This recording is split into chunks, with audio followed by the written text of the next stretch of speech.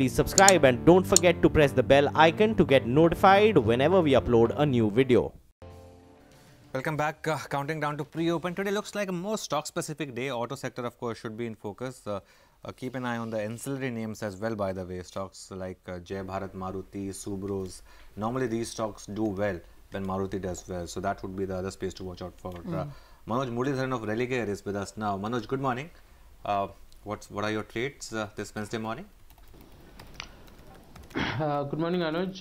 Anuj, I guess this rollover which has happened into the series of May has seen an accentuated open interest in terms of both the indices, your Nifty and Bank Nifty. And I guess this year of calendar year 2018, I guess this is the first time that the Bank Nifty might outperform, because we work on a ratio between the Nifty and Bank Nifty, and we believe that 2.34 is the support which has taken, and we have seen additional positive rollover with almost, I guess, 5 lakh surplus if we compare it with the open interest with which it started the last month. The Nifty is also at around, I guess, 28 to 30 odd lakhs.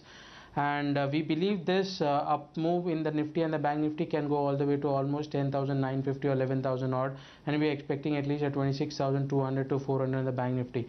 So simply because tomorrow is a weekly expiry for the Bank Nifty, so there are two trades for that. Either you buy 25,500 call option, or simply buy a futures at 25,580. The stop loss should be 25,400 and the target should be 26,000.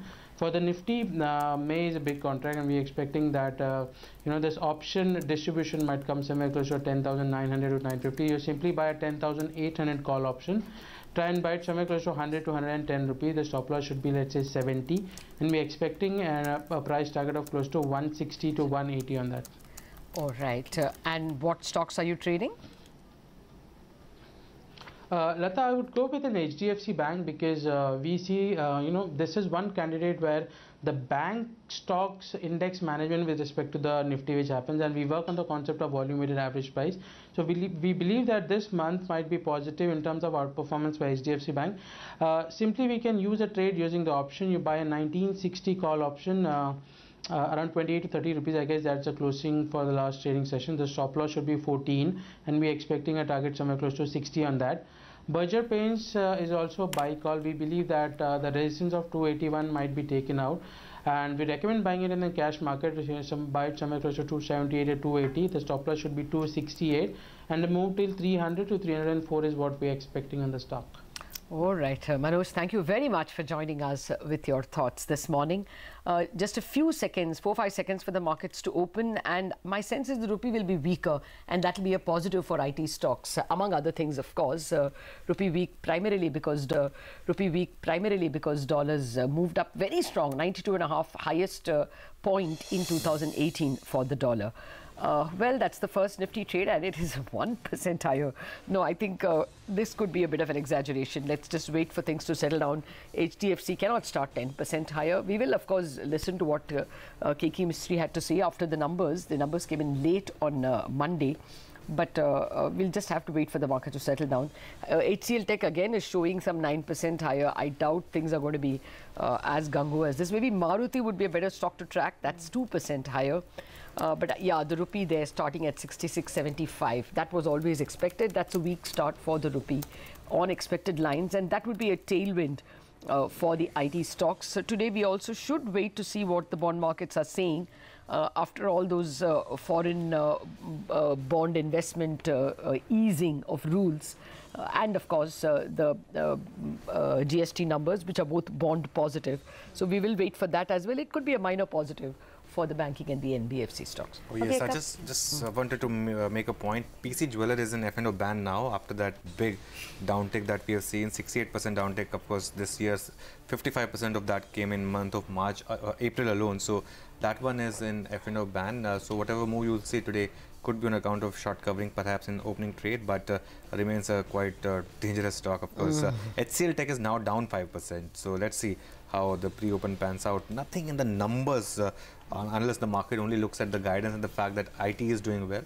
Yeah. But Tata Motors and that it has already done very well. Exactly. So someone taking profit at the most. But we'll have to really wait and see. This may not be the start But you know, the other stock I'd want to look at is Dabur, because as our colleague was also telling us, this time there's been a big beat as far as the margins are concerned. And the margins have gone up 200 basis points on a year-on-year basis. Some brokerages like Macquarie say that this is the highest quarterly earnings growth for the company in the last 2.5 years. So Dabur, just keep an eye out on that One stock. of the guidance from Mr. Dugal also was that he sees the rural market improving. Yeah. And incidentally, I found out that Dugal is the longest serving CEO. So we have to take that comment very seriously. He has seen so many seasons. Okay, well, that's Dabur for you. But a couple of more stocks to look at. CEAT, let's see how that one has opened up in pre-opening, because the numbers were slightly below street estimates because of that one-time loss. But otherwise, stripped of that, it was in line. Two of these earnings, we of course have discussed Dabur in the past, but CEAT and Dabur, would you put money in either of these names now? Dabur for sure. Yeah. CEAT, no. Both of you will want to talk Bajaj Auto first. Okay. That's 4.1 lakh. I think both of you are fans of this sector.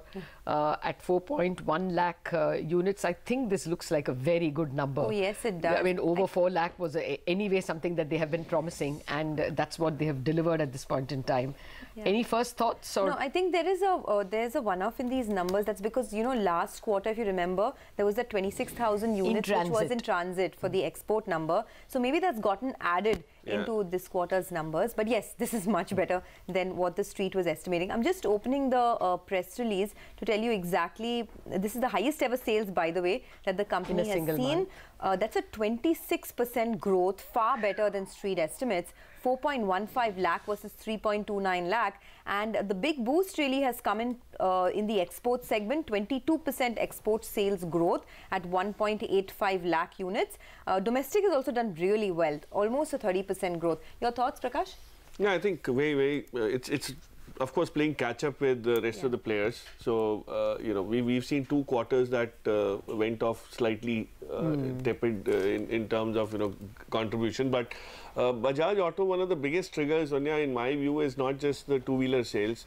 It's now going to be dominant in the 3-wheeler sales as well, and that will start contributing much more to its profitability.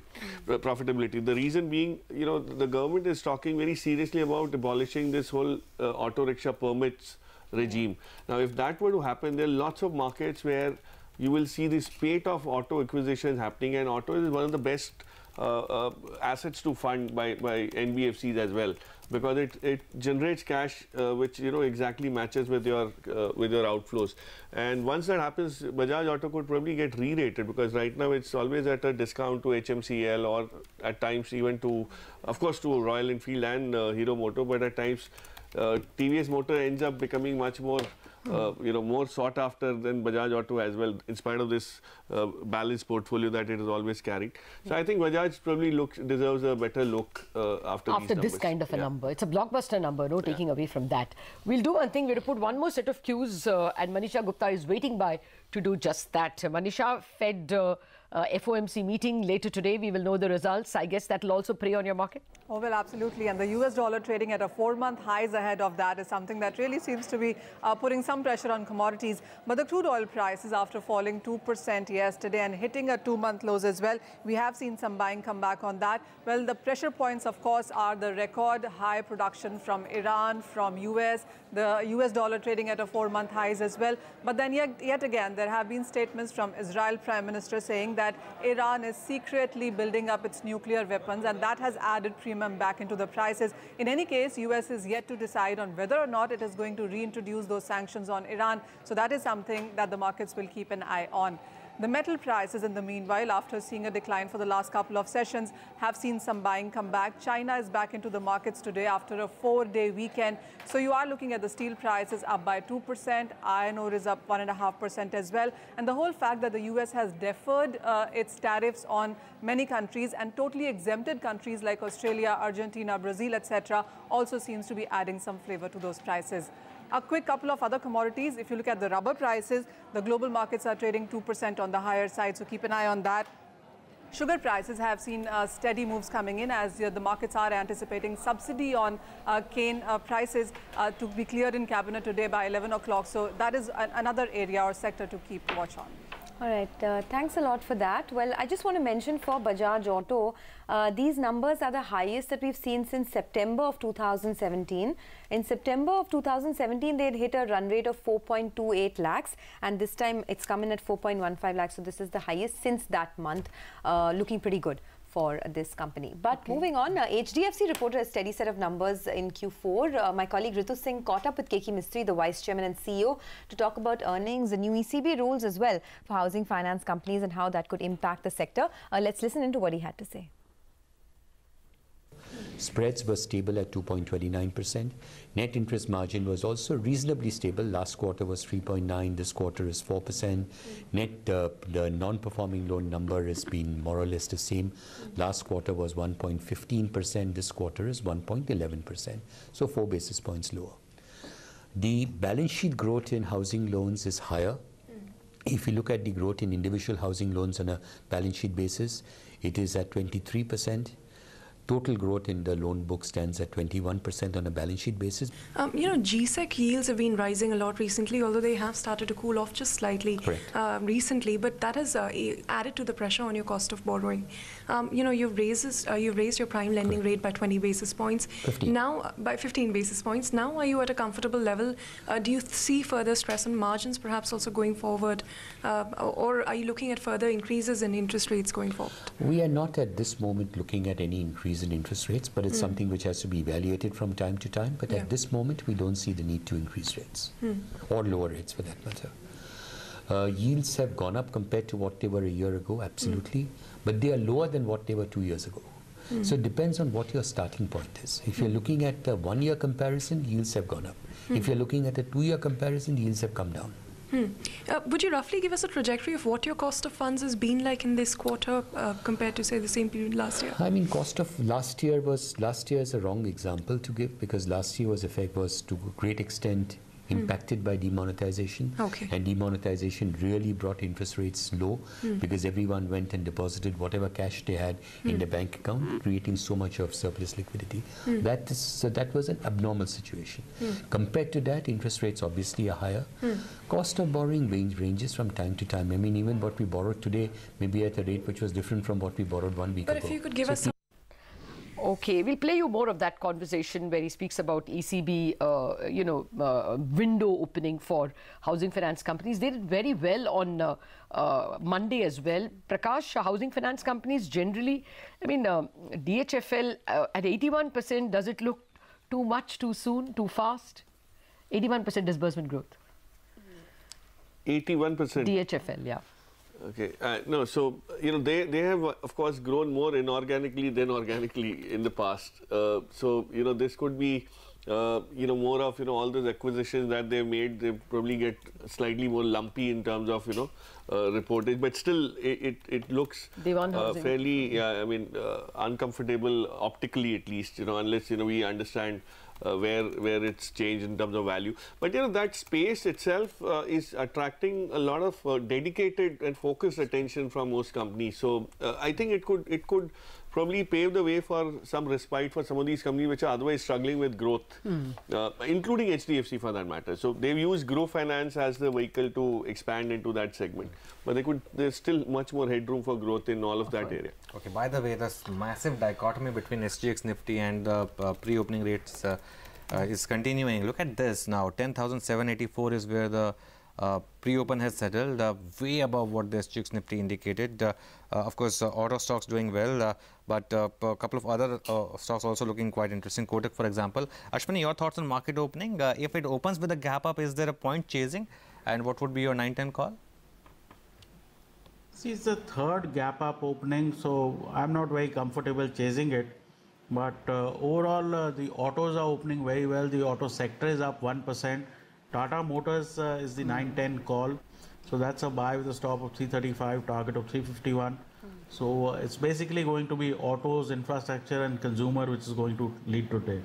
Okay, well, Tata Motors is up almost about 2.5%. All right. Yes, Lata. Yeah, no, we have Mahindra Jaju of Myre Asset Global Investments joining us on the phone line. Good morning, Mahindra. Thank you very much for joining us. Well, the markets are starting at 10,780 or 785 now. Are you comfortable with current levels? Would you be a buyer? Well, Lata, I deal with the fixed income side generally, but I think, yes, Indian equity in general is a good buy.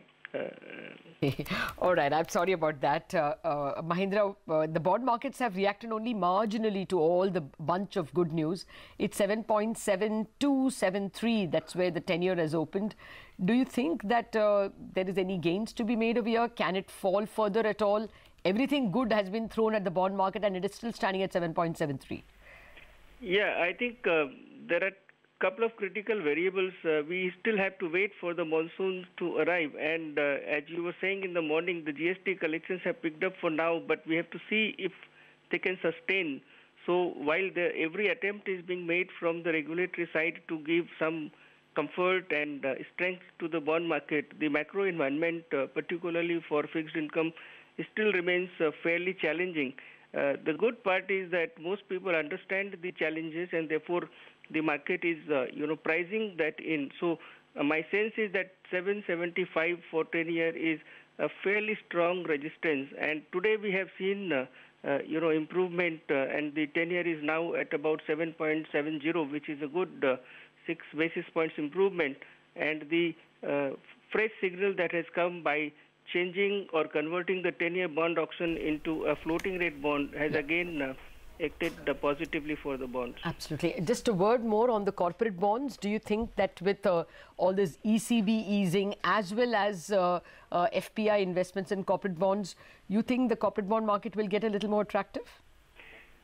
At least the 1-year segment where there is a major relaxation, and right now there are good arbitrage opportunities because the hedged cost of funding for the FPI is about 6.5% right now.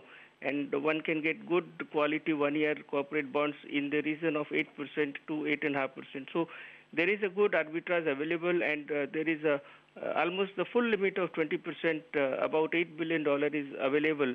So depending on each FPI's respective position, because they can invest up to 20%, I think it will have a good support for the 1-year corporate bonds. All right, Mahindra, we'll leave it at that. Thanks so much for joining us. We just have a minute word to on go. that, since corporate bonds are something which Yes Bank is exposed to. I mean, they invest through bonds. I think this will be positive for Yes Bank. Okay, so Prakash, quickly, Dabur and CEAT, we were talking about that. Yes, so Dabur is buy definitely for sure. I mean, I love the way the domestic business has started contributing. It's been relying too much on the international portfolio to contribute, but and any rural sector growth is definitely going to come their way. CEAT is a sell for me at this point in time. I think it's already peaked out, the aftermarket is not something that CEAT is known for. You would still have an Apollo which would be resilient. Balkrishna Tires also I'm fairly negative on. And this rubber cycle could probably start hurting them going forward. So chemicals, rubber, a lot of input side which is going up. So I don't think they will have room for the stupendous growth that we've seen for the last 2 years. All right, Prakash, on that cautious note, thank you very much for joining us. Anyway, very cheerful on auto stocks, not so much on tire stocks especially.